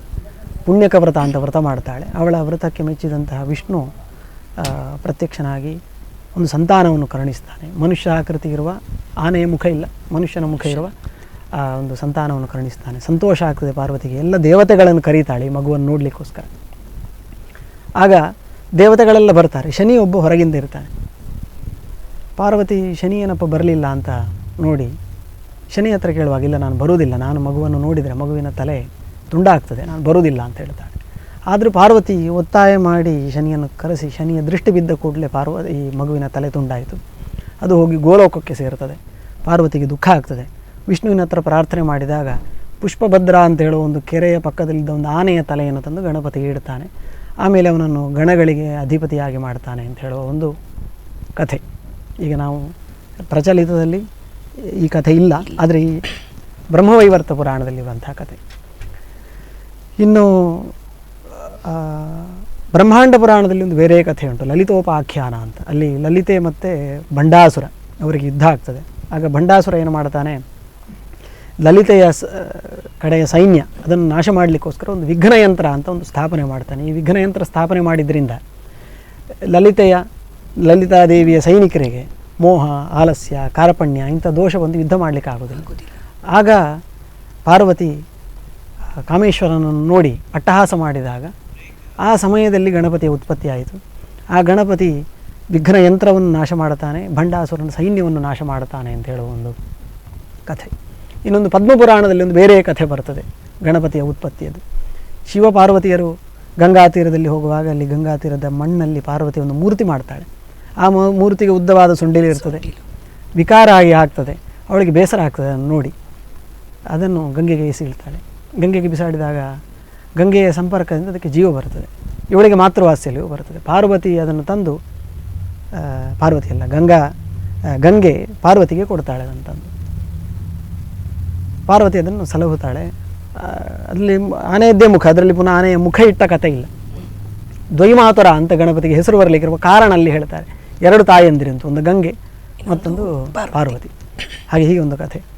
ಇನ್ನು ಸ್ಕಂದ ಪುರಾಣದಲ್ಲಿ ಒಂದು ಕಥೆ ಬರ್ತದೆ. ಅದರಲ್ಲಿ ಈಶ್ವರನೇ ಗಣಪತಿಯನ್ನು ಸೃಷ್ಟಿ ಮಾಡುವಂಥದ್ದು. ಪಾರ್ವತಿಯ ಸೃಷ್ಟಿ ಅಲ್ಲ, ಈಶ್ವರನದ್ದೇ ಸೃಷ್ಟಿ. ಈ ಮನುಷ್ಯರೆಲ್ಲ ಭೂಮಿಯಲ್ಲಿ ಯಾಗ ಯಜ್ಞ ಮಾಡಿ ಒಳ್ಳೆಯವರು ಕೆಟ್ಟವರು ಎಲ್ಲ ಸ್ವರ್ಗಲೋಕಕ್ಕೆ ಹೋಗಲಿಕ್ಕೆ ಶುರು ಮಾಡ್ತಾರೆ. ಇಲ್ಲಿ ಜನಸಂಖ್ಯೆ ಕಮ್ಮಿ ಆಯಿತು, ಎಲ್ಲ ಸ್ವರ್ಗಲೋಕದಲ್ಲಿ ಜನಸಂಖ್ಯೆ ಜಾಸ್ತಿ ಆಯಿತು. ಇಂದ್ರನಿಗೆ ಅವರನ್ನು ಮೇಂಟೈನ್ ಮಾಡಲಿಕ್ಕೆ ಆಗೋದಿಲ್ಲ. ಆಗ ಇಂದ್ರ ಹೋಗಿ ಈಶ್ವರನ ಹತ್ರ ಕೇಳ್ತಾನೆ, ಹೀಗೆ ಎಲ್ಲ ಭೂಮಿಯಿಂದ ಎಲ್ಲ ಸ್ವರ್ಗಲೋಕಕ್ಕೆ ಬರ್ತಾ ಇದ್ದಾರೆ, ಏನು ಮಾಡೋದು ಅಂತ. ಆಗ ಈಶ್ವರ ಒಂದು ಮಗುವನ್ನು ಸೃಷ್ಟಿ ಮಾಡ್ತಾನೆ. ಆನೆಯ ಮುಖದ್ದೇ ಒಂದು ಮಗುವನ್ನು ಸೃಷ್ಟಿ ಮಾಡ್ತಾನೆ. ಸೃಷ್ಟಿ ಮಾಡಿ ಅವನಿಗೆ ಹೇಳ್ತಾನೆ, ನೀನು ಯಾರ್ಯಾರು ದುಷ್ಟರು ಯಜ್ಞ ಮಾಡ್ತಾರೆ ಅವರ ಯಜ್ಞಕ್ಕೆ ವಿಘ್ನವನ್ನು ಕೊಡಬೇಕು ಅಂತ. ವಿಘ್ನಕ್ಕೆ ಅಧಿಪತಿ, ವಿಘ್ನ ನಾಶಕಲ್ಲ, ವಿಘ್ನವನ್ನು ಕೊಡಬೇಕು ಅಂಥೇಳಿ ಅವನಿಗೆ ಉಪದೇಶ ಮಾಡ್ತಾನೆ ಈಶ್ವರ. ಇವನು ದುಷ್ಟರು ಯಾರೆಲ್ಲ ಯಜ್ಞ ಮಾಡ್ತಾರೆ ಅವರ ಕಾರ್ಯಕ್ಕೆ ವಿಘ್ನ ಮಾಡಿ ಅವರನ್ನು ಸ್ವರ್ಗಲೋಕಕ್ಕೆ ಹೋಗದ ಹಾಗೆ ಮಾಡ್ತಾನೆ. ದೇವತೆಗಳಿಗೆ ಖುಷಿ ಆಗ್ತದೆ, ಇವನನ್ನೇ ವಿಘ್ನರಾಜನನ್ನಾಗಿ ಮಾಡ್ತಾರೆ. ಹೀಗೆ ಬೇರೆ ಬೇರೆ ಪುರಾಣಗಳಲ್ಲಿ ಬೇರೆ ಬೇರೆ ರೀತಿಯ ಕಥೆಯನ್ನು ನಾವು ಈ ಗಣಪತಿಯ ಉತ್ಪತ್ತಿಯ ಬಗ್ಗೆ ಇರತಕ್ಕಂತಹ ಕಥೆಯನ್ನು ಕಾಣಬಹುದು.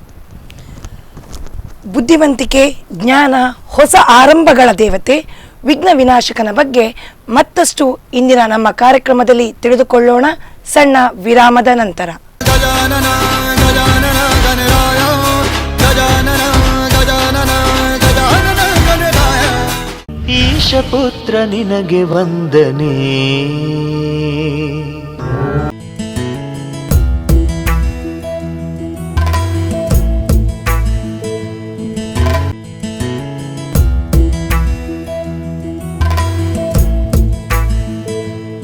ಗಜಾನನ ಗಜಾನನ ಗಣರಾಯ ಗಜಾನನ ಗಜಾನನ ಗಜಾನನ ಗಣರಾಯ.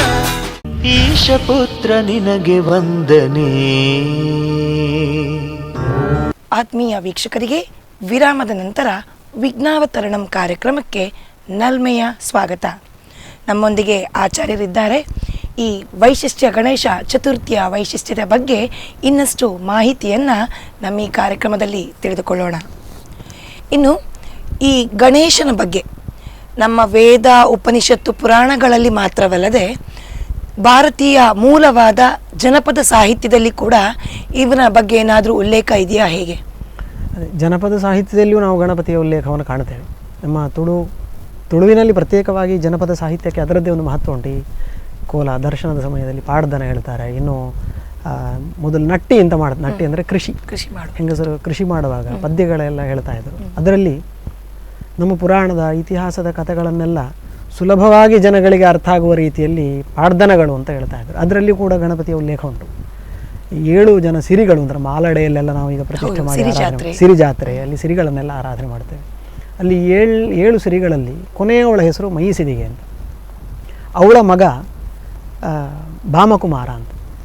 ಅವನು ಗಣಪತಿಯ ಅಂಶ ಅಥವಾ ಗಣಪತಿ ಅಂತ ಹೇಳಿ ಪಾಡ್ದನಗಳಲ್ಲಿ ಬರ್ತದೆ. ಹೇಗೆ ಅಂತ ಕೇಳಿದರೆ, ಈ 7 ಜನ ಸಿರಿಗಳಿದ್ದರು. ಅದರಲ್ಲಿ ಕೊನೆಯವಳು ಮೈಸಿಗೆ, ನೋಡಲಿಕ್ಕೆ ತುಂಬ ರೂಪವಂತೆ. ಈಶ್ವರನ ನಾಡಿನಿಂದ ಒಬ್ಬ ಬ್ರಾಹ್ಮಣ ಕುಮಾರ ಬಂದು ಈ ಹುಡುಗಿ ಕುಮಾರಿಯನ್ನು ನೋಡ್ತಾಳೆ. ನೋಡಿ ಅವನಿಗೆ ಆಶ್ಚರ್ಯ ಆಗ್ತದೆ, ಇಷ್ಟು ಚಂದದ ಒಂದು ಹುಡುಗಿ ಇದ್ದಾಳಲ್ಲ ಅಂತ. ಈಶ್ವರನ ಹತ್ರ ಹೋಗಿ ಹೇಳ್ತಾನೆ, ಹೀಗೆ ಹೀಗೆ ಊರಿನಲ್ಲಿ ಭಾರಿ ಚಂದದ ಹುಡುಗಿ ಇದ್ದಾಳೆ, ನಮ್ಮ ಲೋಕದಲ್ಲಿ ಅಷ್ಟು ಚಂದದ ಹುಡುಗಿ ನೋಡಲಿಕ್ಕೆ ಸಿಗಲಿಕ್ಕಿಲ್ಲ, ನೀನೊಂದು ನೋಡಬೇಕು ಅಂತ. ಈಶ್ವರ ಕುತೂಹಲದಿಂದ ಬರ್ತಾನೆ. ಬಂದು ಒಂದು ಸಣ್ಣ ಒಂದು ಮಾರಿ ನೋಣ ಅಂತ, ನಾನು ಆ ಜಾನಪದದಲ್ಲಿರುವ ಶಬ್ದಗಳನ್ನು ಹೇಳ್ತೇನೆ, ಹೌದು, ಇಲ್ಲದ್ರೆ ಅದರ ಒಂದು ಸ್ವಾರಸ್ಯ ಹೋಗ್ತದೆ. ಹಾಗೆ ಮಾರಿ ನೋಣದ ರೂಪದಲ್ಲಿ ಬಂದು ಹೂದೋಟದಲ್ಲಿದ್ದ ಎಲ್ಲ ಹೂಗಳನ್ನು ಹಾಳು ಮಾಡ್ತಾನೆ. ಕೊನೆಗೆ ತಾನು ಒಂದು ಮುತ್ತಿನ ಕೆರೆ ಅಂತ ಅಲ್ಲಿ ತಾವರೆಯಾಗಿ ಅರಳ್ತಾನೆ. ಈ 7 ಜನ ಸಿರಿಗಳು ಬರ್ತಾರೆ. ಹುಡುಗಿಯರು ಬಂದು ನೋಡುವಾಗ ಹೂದೋಟದಲ್ಲೆಲ್ಲ ಹೂವೆಲ್ಲ ಬಾಡಿ ಹೋಗಿದೆ. ದೂರದಲ್ಲಿ ಕೆರೆಯಲ್ಲಿ ಹೂ ಕಾಣ್ತಾ ಉಂಟು. ಅದನ್ನು ಕೀಳಲಿಕ್ಕೆ ಅಲ್ಲಿ ಹೋದಾಗ ಆ ಹೂ ದೂರ ದೂರ ಹೋಗ್ತದೆ. ಕೊನೆಗೆ ಮೈಸಿದಿಯ ಕೈಗೆ ಆ ಹೂ ಸಿಗ್ತದೆ. ಅವಳು ಅದನ್ನು ತಗೊಂಡು ಬಂದ ಮೇಲೆ ಈ 6 ಜನ ಅವಳ ತಲೆ ಬಾಚಿ ಆ ಹೂವನ್ನು ಅವಳಿಗೆ ಮುಡಿಸ್ತಾರೆ. ಅವಳು ಉಪ್ಪರಿಗೆ ಹೋಗಿ ಮಲಗುತ್ತಾಳೆ ರಾತ್ರಿ. ಈ ತಾವರೆಯ ರೂಪದಲ್ಲಿದ್ದ ಈಶ್ವರ ಸ್ವರೂಪವನ್ನು, ನಿಜ ಸ್ವರೂಪವನ್ನು ಪಡೆದು ಇವಳೊಟ್ಟಿಗೆ 7 ದಿವಸ ಸಂಸಾರ ಮಾಡ್ತಾನೆ. ಆಮೇಲೆ ಅವನು ಈಶ್ವರ ನಾಡಿಗೆ ಹೋಗ್ತಾನೆ. ಇವಳು ಗರ್ಭಿಣಿ ಆಗ್ತಾಳೆ. ಗರ್ಭಿಣಿ ಆದಾಗ ಕಥೆ ಹೇಳ್ತಾಳೆ, ಹೀಗೆ ಹೀಗೆ ಈಶ್ವರ ಬಂದ, ಅವನೊಟ್ಟಿಗಿದ್ದ ಅಂಥೇಳಿ ಕಥೆ ಹೇಳ್ತಾಳೆ. ಆಗ ಅವಳ ಅಕ್ಕಂದರು ಇವಳನ್ನು ಈಶ್ವರ ನಾಡಿಗೆ ಕಳಿಸ್ತಾರೆ. ಈಶ್ವರ ಬಂದು ಈ ಮೈಸಿದಿಗೆಯನ್ನು ಪಾರ್ವತಿಗೆ ಒಪ್ಪಿಸ್ತಾನೆ. ಆದ ಕಥೆ ಎಲ್ಲ ಹೇಳ್ತಾನೆ. ಈಗ ಗರ್ಭಿಣಿ ನೋಡಿಕೊಳ್ಳಬೇಕು ಅಂತ ಪಾರ್ವತಿ ತುಂಬ ಪ್ರೀತಿಯಿಂದ ಅವಳನ್ನು ನೋಡಿಕೊಳ್ತಾಳೆ. ಈಗ 2 ಹೆಂಡತಿಯರಿದ್ದರೆ ಅಷ್ಟು ಪ್ರೀತಿಯಲ್ಲಿ ನೋಡಿಕೊಳ್ಳೋದೇ ಕಮ್ಮಿ. ತುಂಬ ಪ್ರೀತಿಯಲ್ಲಿ ನೋಡಿಕೊಳ್ತಾನೆ. ಈಶ್ವರ ಯುದ್ಧಕ್ಕೆ ಹೋಗ್ತಾನೆ. ಆ ಸಮಯದಲ್ಲಿ ಇವನಿಗೆ 9 ತಿಂಗಳು 9 ದಿವಸ 9 ಗಳಿಗೆ ಆಗುವಾಗ ಮಗು ಹುಡುತ್ತದೆ. ಚಂದದ ಮಗು, ಭಾಮಕುಮಾರ ಅಂತ ಹೆಸರಿಡ್ತಾನೆ. ಮಗುವಿಗೆ 4 ವರ್ಷ ಆಗುವಾಗ ಚಂಡೆತ್ತಿ ಮಾರು ಅಂತ ಒಂದು ಜಾಗ, ಅಲ್ಲಿ ದೇವತೆಗಳು ಮತ್ತು ಅಸುರರು ಯುದ್ಧಕ್ಕೆ ಬರ್ತಾರೆ. 66 ಕೋಟಿ ದೇವತೆಗಳು, 66 ಕೋಟಿ ಅಸುರರು, 33 ಕೋಟಿ ದೇವತೆಗಳು ಯುದ್ಧಕ್ಕೆ ಬರ್ತಾರೆ. ಇವನು ತಾಯಿಯ ಪಾರ್ವತಿ ಹತ್ರ ಹೇಳಿ ಇವನು ಯುದ್ಧಕ್ಕೆ ಹೋಗ್ತಾನೆ. ಅಲ್ಲಿ ರಕ್ಕಸರು ಇವನಿಗೆ ತಮಾಷೆ ಮಾಡ್ತಾರೆ, ತಂದೆ ಇಲ್ಲದವನು ಅಂತ.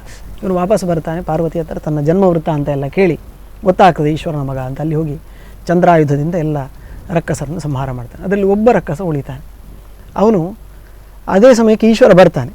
ಈ ಉಳಿದ ರಕ್ಕಸ ಏನು ಮಾಡ್ತಾನೆ ಹೇಳಿದರೆ, ಈಶ್ವರನಿಗೆ ಶರಣಾಗತಿ ಆಗ್ತಾನೆ. ಶರಣಾಗತಿ ಆದ ಮೇಲೂ ಕೂಡ ಭಾಮಕುಮಾರನಿಗೆ ಇವನು ಈಶ್ವರ ಅಂತ ಗೊತ್ತಿಲ್ಲ. ಇವನ ತಲೆಯನ್ನು ಕಡಿತಾನೆ. ಯಾರದ್ದು? ಈ ರಕ್ಕಸನ ತಲೆ ಕಡಿತಾನೆ. ಈಶ್ವರನಿಗೆ ಕೋಪ ಬರ್ತದೆ, ನನಗೆ ಶರಣಾಗತಿಯಾದವನ ತಲೆಯನ್ನು ಕಡ್ದವನ ತಲೆಯನ್ನು ನಾನು ಉಳಿಸುವುದಿಲ್ಲ ಅಂತೇಳಿ ಭಾಮಕುಮಾರನ ತಲೆಯನ್ನು ಕಡಿತಾನೆ. ಮನೆಗೆ ಬರ್ತಾನೆ. ಮನೆಗೆ ಬಂದಾಗ ಪಾರ್ವತಿ ಅಳ್ತಾಳೆ, ಈಗ ಚಂಡೆತ್ತಿ ಮಾರಿಗೆ ನಮ್ಮ ಕುಮಾರ ಹೋಗಿದ್ದಾನೆ, ವಾಪಸ್ ಬರಲಿಲ್ಲ ಅಂತ. ಆಗ ಈಶ್ವರ ಹೇಳ್ತಾನೆ, ಅಲ್ಲಿ ನಾನು ಒಬ್ಬ ಹುಡುಗನನ್ನು ಕೊಂದೆ, ಇನ್ನು ಅವನೇ ಆಗಿರ್ಬೋದೇನೋ ಗೊತ್ತಿಲ್ಲ, ಹೋಗಿ ನೋಡು ಅಂತ ಹೇಳಿ ಪಾರ್ವತಿಯನ್ನು ಕಳಿಸ್ತಾನೆ. ಪಾರ್ವತಿ ಹೋಗಿ ನೋಡುವಾಗ ಅದು ಭಾಮಕುಮಾರ. ಅಳ್ತಾಳೆ. ಆಗ ಮತ್ತೆ ಏನು ಮಾಡೋದು? ಈಶ್ವರ ಬರ್ತಾನೆ, ಒಂದು ಆನೆಯ ತಲೆಯನ್ನು ಇಡ್ತಾನೆ. ಆನೆಯ ತಲೆಯನ್ನು ಇಟ್ಟು ಅವನಿಗೆ ಹೇಳ್ತಾನೆ, ಕೊನೆಯಲ್ಲಿ ಸ್ವಾರಸ್ಯ ಇರೋದು, ಚೌತಿಯ ದಿವಸ ಯಾರು ನಿನ್ನನ್ನು ಕರೀತಾರೋ, ಯಾವ ಜಾತಿ ಮತ ಧರ್ಮ ಏನಿಲ್ಲ, ಯಾರು ನಿನ್ನನ್ನೊಂದು 2 ಅಕ್ಕಿ ಇಟ್ಟು 2 ತೆಂಗಿನಕಾಯಿ ಇಟ್ಟು ಕರೀತಾರೋ ಅವರ ಮನೆಗೆ ಹೋಗಿ ನೀನು ಅನುಗ್ರಹ ಮಾಡಬೇಕು, ಜಾತಿ ಮತ ಧರ್ಮ ಏನು ನೋಡಲಿಕ್ಕಿಲ್ಲ ಅಂತ ಗಣಪತಿಗೆ ಉಪದೇಶ ಕೊಡ್ತಾನೆ.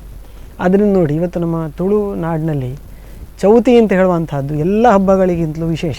ಚೌತಿ ಪರ್ಬ ಅಂತಲೇ ಹೇಳೋದು. ದೈವಗಳಿಗೆ ಅವರು ಪಂಚಜ್ಜಾಯ ಹಾಕಲಿಕ್ಕೆ ವಿಶೇಷ ಹಬ್ಬ.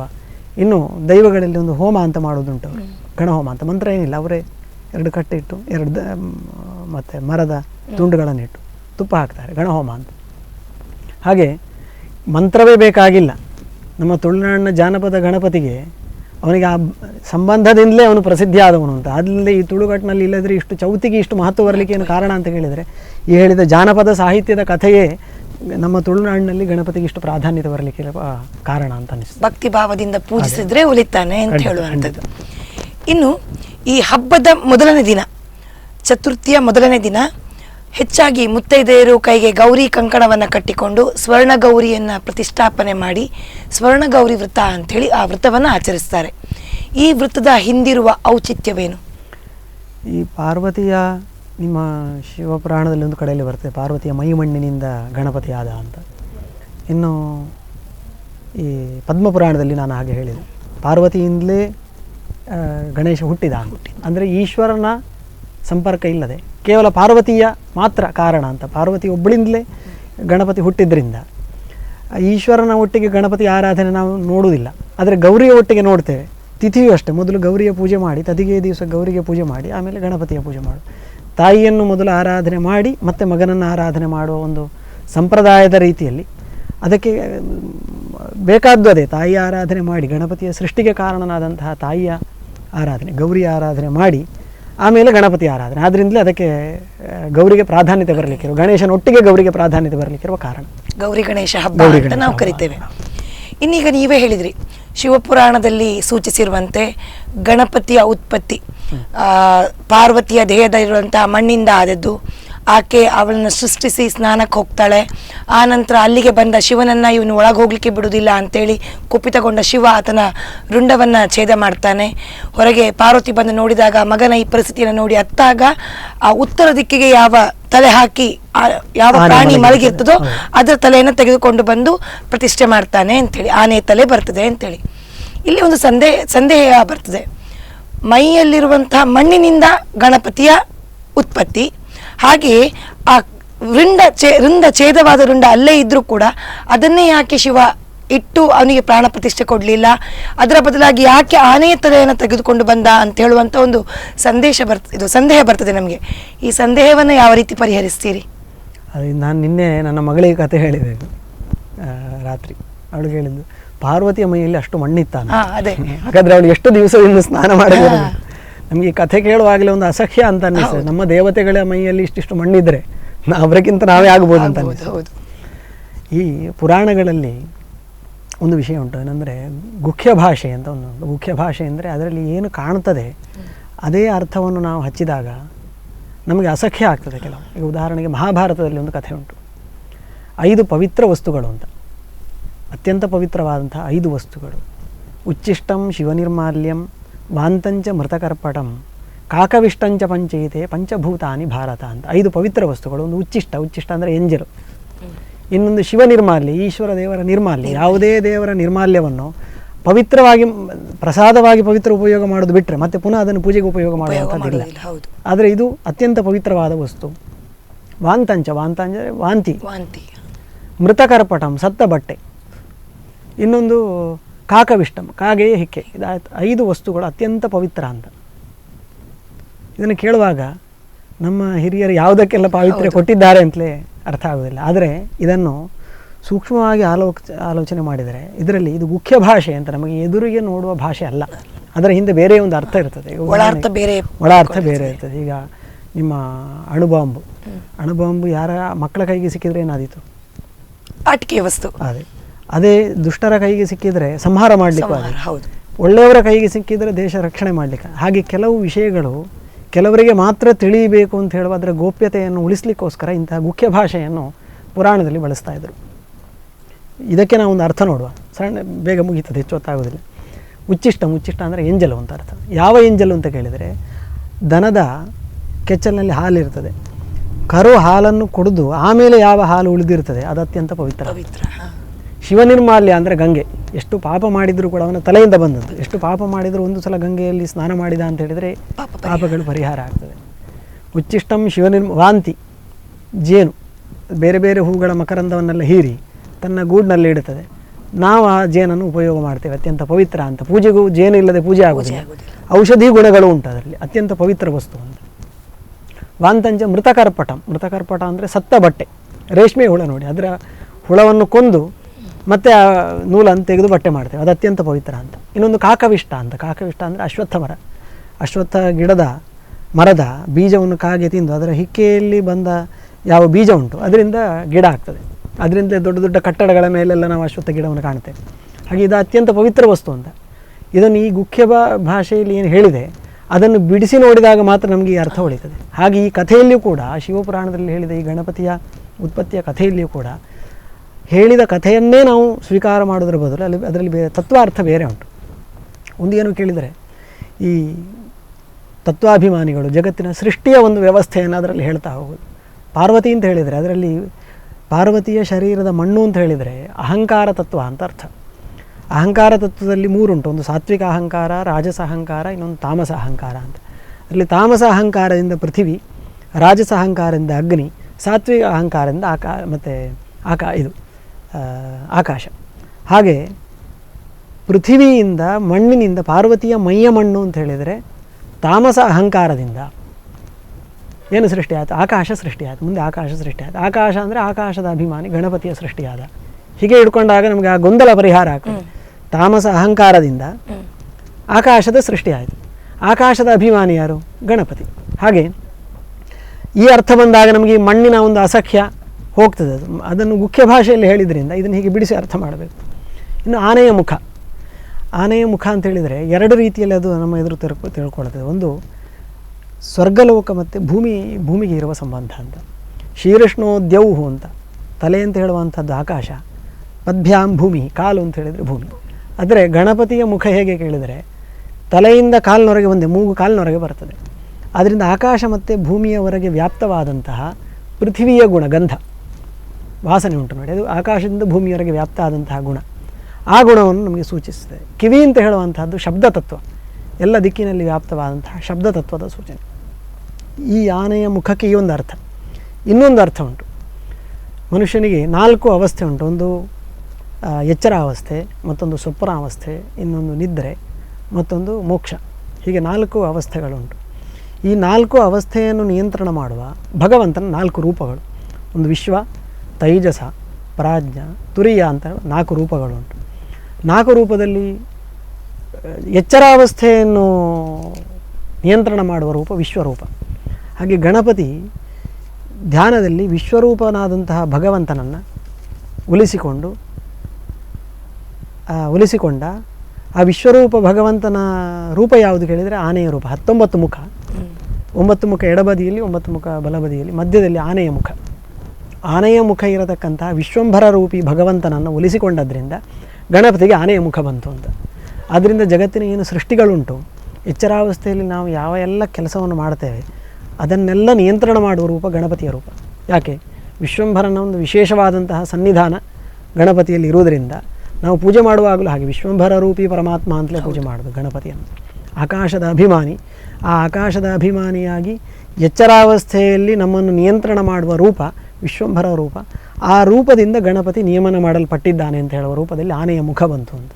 ಇನ್ನು ದೊಡ್ಡ ಹೊಟ್ಟೆ ಅಂತ ಹೇಳುವಂಥದ್ದು ಅಂತರಿಕ್ಷದ ಸಂಕೇತ. ಆಕಾಶ, ನಮ್ಮ ಬ್ರಹ್ಮಾಂಡ ಅಂತರಿಕ್ಷದ ಸಂಕೇತ.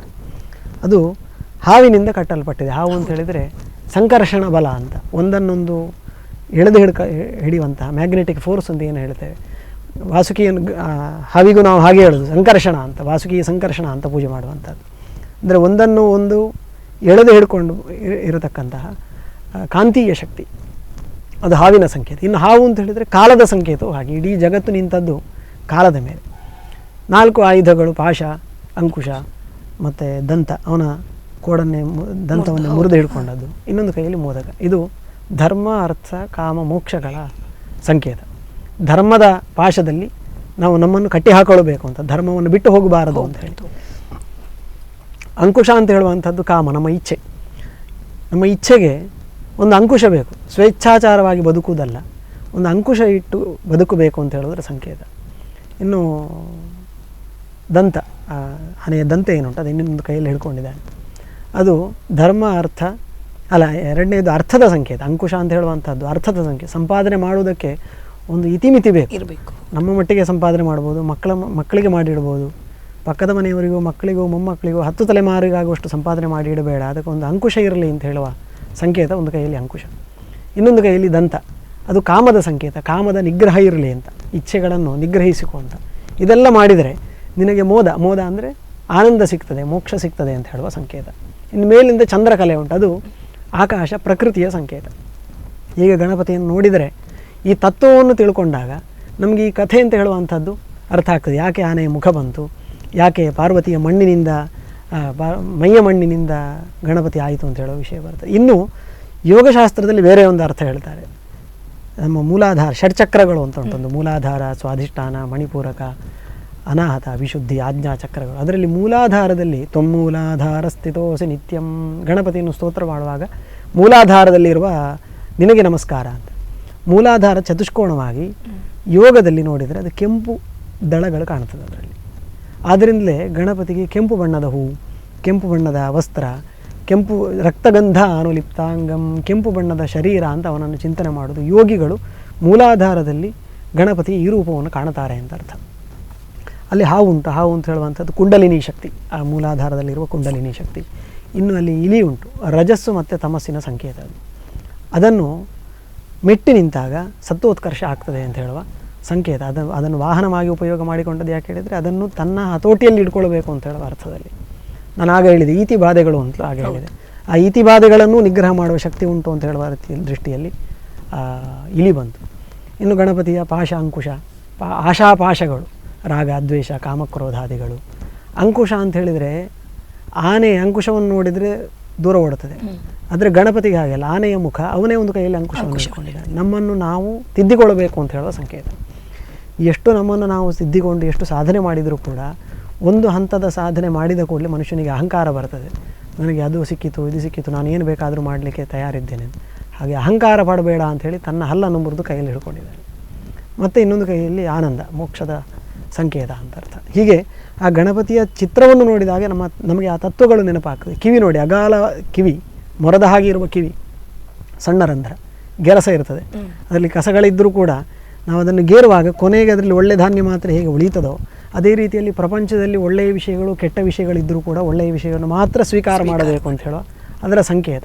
ಸಣ್ಣ ಕಣ್ಣು, ನಮ್ಮ ಇಷ್ಟು ದೊಡ್ಡ ಮುಖಕ್ಕೆ ಇಷ್ಟು ದೊಡ್ಡ ಕಣ್ಣುಂಟು. ಗಣಪತಿ ಅಷ್ಟು ದೊಡ್ಡ ಆನೆಯ ಮುಖ ಆದರೂ ಕಣ್ಣು ತುಂಬ ಸಣ್ಣದು, ಹೊರಗೆ ಹೆಚ್ಚು ನೋಡಬೇಡ, ಅಂತರ್ಮುಖಿ ಆಗು ಅಂತ ಹೇಳುವ ಸಂಕೇತ. ಹೀಗೆ ಆ ಗಣಪತಿಯ ಏನು ಚಿತ್ರಣ ಉಂಟು ಅಥವಾ ಗಣಪತಿಯ ಕಥೆ ಈ ಪುರಾಣದಲ್ಲಿ ಏನು ಬಂದಿದೆ ಅದು ಗುಖ್ಯಾರ್ಥಕ್ಕೆ ನಾವು ಅರ್ಥ ಮಾಡಿದಾಗ ನಮ್ಮ ಈ ಗೊಂದಲಗಳು ಯಾವುದೂ ಇರೋದಿಲ್ಲ, ಗೊಂದಲಕ್ಕೆ ಅವಕಾಶ ಇಲ್ಲ ಅಂತ ನಾವು ಅದರಲ್ಲಿ ಹೇಳ್ಬೋದು. ಅಮೇಯ ಅನಂಗ ಪೂಜಿತ ಓಂಕಾರ ಸ್ವರೂಪ ಗಜಾನನ ಬಗ್ಗೆ ಇನ್ನಷ್ಟು ತಿಳಿದುಕೊಳ್ಳೋಣ ಒಂದು ಸಣ್ಣ ವಿರಾಮದ ನಂತರ. ಗಜಾನನ ಗಜಾನನ ಗಣರಾಯ, ಗಜಾನನ ಗಜಾನನ ಗಜಾನನ ಗಣರಾಯ. ಈಶಪುತ್ರ ನಿನಗೆ ವಂದನೆ.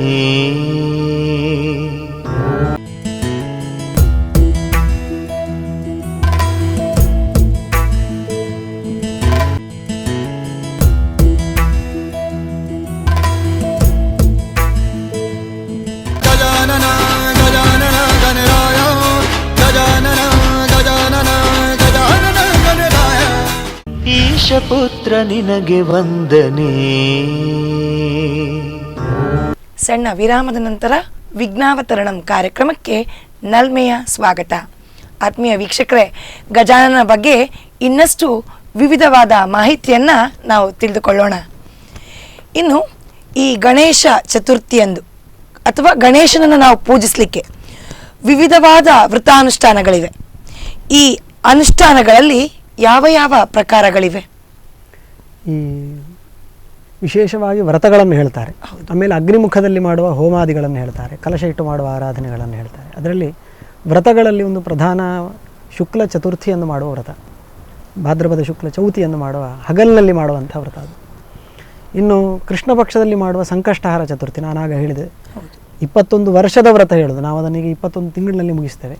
ಆದರೆ 21 ವರ್ಷ ಸಂಕಷ್ಟಹಾರ ಚತುರ್ಥಿಯ ದಿವಸ, ಕೃಷ್ಣ ಚತುರ್ಥಿಯ ದಿವಸ ಹಗಲಿನಲ್ಲಿ ಉಪವಾಸ ಇದ್ದ, ರಾತ್ರಿ ಚಂದ್ರೋದಯದ ಸಮಯದಲ್ಲಿ ಗೋಧೂಳಿ ಸಮಯದಲ್ಲಿ ಕಲಶವನ್ನಿಟ್ಟು ಗಣೇಶ ಕಲ್ಪೋಕ್ತಾದಿಗಳನ್ನೆಲ್ಲ ಮುಗಿಸಿ ಮೋದಕ ಅಥವಾ ಮೊಸರನ್ನು ನೈವೇದ್ಯ ಮಾಡಿ ಮತ್ತು ಚಂದ್ರಮಂಡಲದಲ್ಲಿ ಅರ್ಘ್ಯವನ್ನು ಬಿಟ್ಟು ಆ ವ್ರತವನ್ನು ಸಮಾಪನೆ ಮಾಡುವಂಥ ಒಂದು ವ್ಯವಸ್ಥೆ. ಇದು ಕಪರ್ದಿ ವಿನಾಯಕ ವ್ರತ ಅಂತ ಉಂಟು. ಅದು ಶ್ರಾವಣ ಶುಕ್ಲ ಚತುರ್ಥಿಯಿಂದ 21 ದಿವಸ ಏಕಭುಕ್ತ, ಒಂದೇ ಹೊತ್ತು ಊಟ ಮಾಡಿ ಮಾಡುವ ವ್ರತಗಳು. ಇನ್ನು ದುರ್ಗಾ ಗಣಪತಿ ವ್ರತ ಅಂತ ಉಂಟು. ಅದು ಶ್ರಾವಣ ಮಾಸದಿಂದ 1 ತಿಂಗಳು ಮಾಡುವ ವ್ರತ. ಹೀಗೆ ಬೇರೆ ಬೇರೆ ರೀತಿಯಲ್ಲಿ ವ್ರತಾನುಷ್ಠಾನಗಳು ಉಂಟು. ಅಗ್ನಿಯಲ್ಲಿಯೂ ಅಷ್ಟದ್ರವ್ಯ ಅಥವಾ ಬೇರೆ ಬೇರೆ ದ್ರವ್ಯಗಳಿಂದ ಆಹುತಿ ಕೊಡಲಿಕ್ಕೆ ಹೇಳ್ತಾರೆ. ಈಗ ನಾನಾಗ ಗಣಪತಿ ಅಥರ್ವ ಶೀರ್ಷ ಅಂತ ಹೇಳಿದೆ, ಕದಿಕೆಯಲ್ಲಿ ಆಹುತಿ ಉಂಟು, ಮೋದಕದಿಂದ ಉಂಟು, ಯಸ್ಸಾಜ್ಯ ಸಮಿದ್ಭಿರ್ಯಜತಿ, ತುಪ್ಪದಲ್ಲಿ ಸಮಿತ್ತನ್ನು ಮುಳುಗಿಸಿ ಮಾಡುವ ಹೋಮ ಉಂಟು, ಅರಳಿನಿಂದ ಮಾಡುವ ಹೋಮ ಉಂಟು.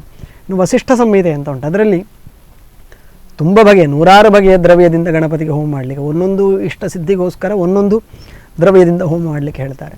ಇನ್ನು ಕಲಶದಲ್ಲಿ ವಿನಾಯಕನ ವ್ರತಾನುಷ್ಠಾನವನ್ನು ಮಾಡುವುದನ್ನು ನಾವು ನೋಡ್ಬೋದು. ಅದನ್ನು ಆಯಾಯ ಅವರ ತಿಳಿದ ವ್ಯಕ್ತಿಗಳಿಂದ ತಿಳ್ಕೊಂಡು, ಯಾಕೆ ಹೇಳಿದರೆ ನಾವು ವ್ರತದ ಅನುಷ್ಠಾನ ಹೀಗೆ ಮಾಡಿ ಅಂತ ಹೇಳಿದರೆ ಅದಕ್ಕಿರುವ ಮಂತ್ರಗಳನ್ನು ಹೇಳಬೇಕಾಗ್ತದೆ. ಈ ಮಂತ್ರ ಅಂತ ಹೇಳುವ ಗುರುಪದೇಶ ಬೇಕಾಗ್ತದೆ. ಯಾಕೆ ಮಂತ್ರ ಅಂತ ಹೇಳುವಂಥದ್ದು ಅತ್ಯಂತ ಗೋಪನೆಯಿಂದ ಮುಖ್ಯವಾಗಿರುವಂಥದ್ದು. ಅದನ್ನು ಗುರುಪದೇಶದಿಂದಲೇ ಪಡಿಬೇಕು ಅಂತ ಹೇಳುವ ವ್ಯವಸ್ಥೆ ಇದ್ದದ್ರಿಂದ ವ್ರತಾನುಷ್ಠಾನಗಳು ಅಗ್ನಿ ಮಧ್ಯದಲ್ಲಿಯೂ ಕಲಶ ಮಧ್ಯದಲ್ಲಿಯೂ ಇನ್ನು ಆಚರಣೆಯಾಗಿ ಮಾಡುವಂಥದ್ದು ಉಂಟು ಅಂತ ಹೇಳ್ಬೋದು.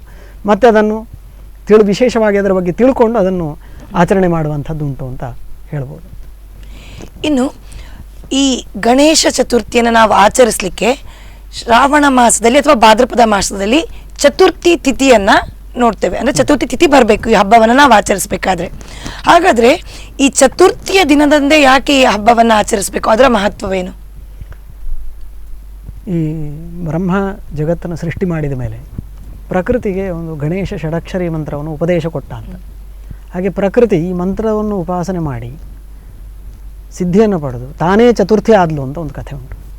ಪ್ರಕೃತಿಯೇ ಚತುರ್ಥಿ ಆಯಿತು ಅಂತ. ಅವಳ ಅರ್ಧ ಭಾಗ ಶುಕ್ಲ ಪಕ್ಷ, ಅರ್ಧ ಭಾಗ ಕೃಷ್ಣ ಪಕ್ಷ, ಬಿಳಿ ಆಯಿತು ಅರ್ಧ ಭಾಗ, ಮತ್ತು ಅರ್ಧ ಭಾಗ ಕೃಷ್ಣ ಪಕ್ಷ ಆಯಿತು ಅಂತ. ಅವಳ ಉಳಿದ ಕಲೆಗಳಿಂದ ಬೇರೆ ತಿಥಿಗಳು, ಪಾಡ್ಯ, ಬಿದಿಗೆ, ತದಿಗೆ, ಪಂಚಮಿಯಿಂದ ಮತ್ತು ಹುಣ್ಣಿಮೆ ಅಥವಾ ಅಮಾವಾಸ್ಯವರೆಗಿರುವ ತಿಥಿಗಳು ಹುಟ್ಟಿದವು ಅಂತ. ಹಾಗೆ ಪ್ರಕೃತಿಯೇ ಚತುರ್ಥಿ ಆದ್ದರಿಂದ ಚತುರ್ಥಿಗೆ ಪ್ರಾಧಾನ್ಯತೆ ಅಂತ ಅರ್ಥ. ಆದ್ದರಿಂದಲೇ ಶುಕ್ಲ ಪಕ್ಷದಲ್ಲಿ ಆಗುವಾಗ ಗಣಪತಿಯನ್ನು ಅನುಷ್ಠಾನ ಮಾಡಲಿಕ್ಕೆ ಹಗಲಿನಲ್ಲಿ, ಕೃಷ್ಣ ಪಕ್ಷದಲ್ಲಿ ಆಗುವಾಗ ಹಗಲು ಮಾಡಲಿಕ್ಕಿಲ್ಲ. ಈಗ ಸಂಕಷ್ಟಹಾರ ಚತುರ್ಥಿ ಬರ್ತದೆ ನೋಡಿ, ಅವತ್ತು ರಾತ್ರಿ ಮಾಡಲಿಕ್ಕೆ ಗಣಪತಿಯ ವ್ರತ. ಯಾಕೆ? ಕೃಷ್ಣ ಪಕ್ಷದಲ್ಲಿ ಅವಳು ಕತ್ತಲಾದ್ಲು, ಶುಕ್ಲ ಪಕ್ಷದಲ್ಲಿ ಬಿಳಿ ಆದ್ಲು ಅಂತ ಹೇಳುವ ದೃಷ್ಟಿಯಲ್ಲಿ. ಆದ್ದರಿಂದಲೇ ಪ್ರಕೃತಿಗೆ ಮತ್ತು ಗಣಪತಿಗೆ ಅಷ್ಟು ಅವಿನಾಭಾವ ಸಂಬಂಧ. ಆದ್ದರಿಂದಲೇ ತನ್ನ ಒಟ್ಟಿಗೆ ಗಣಪತಿ ಅರ್ಧ ಚಂದ್ರನನ್ನು ತನ್ನ ತಲೆಯಲ್ಲೇ ಧರಿಸಿದ್ದ. ನಾನು ಪ್ರಕೃತಿಯಿಂದಲೇ, ಆದ್ದರಿಂದಲೇ ಚತುರ್ಥಿಗೆ ಅಷ್ಟು ಪ್ರಾಧಾನ್ಯತೆ ಬರಲಿಕ್ಕಿರುವ ಕಾರಣ. ಚಂದ್ರ ಪ್ರಕೃತಿ ಒಂದೇ ಅಂತ ಹೇಳುವಂತ. ಚಂದ್ರನನ್ನು ಬಿಟ್ಟು ಪ್ರಕೃತಿ ಇಲ್ಲ. ಪ್ರಕೃತಿ ಇದ್ದೇ ಒಂದು ರೂಪ. ಸೂರ್ಯ ಚಂದ್ರರೆಲ್ಲ ಪ್ರಕೃತಿ ಇದ್ದೇ ಒಂದು ಸೃಷ್ಟಿ. ಅದರಲ್ಲಿ ಚಂದ್ರ ಅಂತ ಹೇಳುವಂಥದ್ದು ನಮಗೆ ಮನಸ್ಸಿಗೆ ಆಹ್ಲಾದ, ಸಂತೋಷ ಇದನ್ನೆಲ್ಲ ಕೊಡುವ ವ್ಯಕ್ತಿ. ಆದ್ದರಿಂದ ಆ ಚಂದ್ರನನ್ನು ತನ್ನ ತಲೆಯಲ್ಲೇ ಧರಿಸಿ ನಾನು ಪ್ರಕೃತಿಯೊಟ್ಟಿಗೆ ಅವಿನಾಭಾವ ಸಂಬಂಧದಲ್ಲಿದ್ದೇನೆ ಅಂತ ಗಣಪತಿ ನಮಗೆ ಸೂಚನೆ ಮಾಡ್ತಾನೆ. ಇನ್ನು ನಾವು ಈಗ ಪ್ರಚಲಿತ ವಿದ್ಯಮಾನವನ್ನು ನೋಡಿದಾಗ ಪ್ರಚಲಿತದಲ್ಲಿ ಒಂದು ಸಣ್ಣ ಕಥೆ ಇದೆ. ನಾವು ಗಣೇಶ ಚತುರ್ಥಿ ಅಂದು ಚಂದ್ರನನ್ನು ನೋಡಿದರೆ ಅಪವಾದಗಳು ನಮ್ಮನ್ನು ಮುತ್ತಿಕೊಳ್ತವೆ ಅಂಥೇಳಿ. ಇದಕ್ಕೇನಾದರೂ ಪೌರಾಣಿಕ ಹಿನ್ನೆಲೆ ಇದೆಯೇ? ಪೌರಾಣಿಕ ಹಿನ್ನೆಲೆ ಇದೆ ಅದಕ್ಕೆ. ಈ ಇಲಿಯ ಮೇಲೆ ಇಷ್ಟು ಡೊಳ್ಳೊಟ್ಟೆ ಗಣಪತಿ, ಇಷ್ಟು ಆನೆಯ ತಲೆ ಇರತಕ್ಕಂತಹ ಗಣಪತಿ ಹೋಗ್ತಾ ಇರುವಾಗ ಚಂದ್ರ ಅಂದರೆ ಅತ್ಯಂತ ಸುಂದರ ಅಂತ ಲೆಕ್ಕ. ಹೌದು.